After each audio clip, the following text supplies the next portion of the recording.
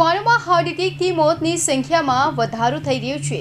Heart એટેકની સમસ્યા પહેલા વૃદ્ધોમાં જોવા મળતી હતી, પરંતુ કેટલાક સમયથી ભારતમાં યુવાનો પણ આનો ભોગ બની રહ્યા છે। યુવાનોના ક્રિકેટ રમતા, ફૂટબોલ રમતા કે ચાલતા ચાલતા તેમનું મોત થઈ રહ્યું છે।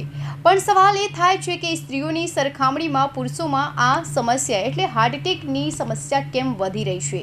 હાર્ટ એટેક એક એવી સમસ્યા છે જેના કારણે શરીરની નસોમાં લોહીનો પ્રવાહ સરખી રીતે વહેતો નથી અને લોહી ગંઠાઈ જવાની સમસ્યા થઈ જાય છે, જેને ક્લોટિંગ પણ કહેવાય છે। લોહી ગંઠાઈ જવાથી હૃદય સુધી લોહી પહોંચવું મુશ્કેલ બને છે। હાર્ટ એટેક એ હૃદયને ઓક્સિજનના ઓછા પુરવઠાને કારણે થતો રોગ છે। છેલ્લા કેટલાક વર્ષોમાં આપણી જીવનશૈલી પણ બદલાઈ ગઈ છે, જે એક મુખ્ય કારણ હોઈ શકે છે।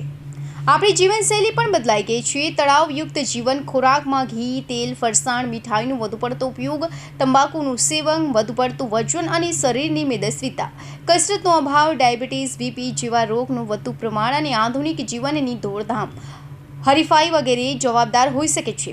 ઉપરાંત મોબાઈલ રેડિયેશન પણ શરીરના ઘણા ભાગોને નુકસાન કરતા જોવા મળે છે।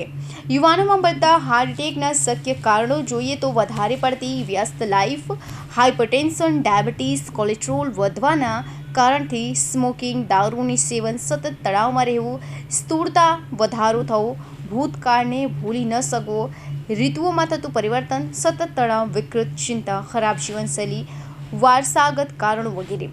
સ્ત્રીઓની સરખામણીમાં પુરુષો પોતાનો આવેગોની યોગ્ય રીતે અભિવ્યક્તિ નથી કરી શકતા,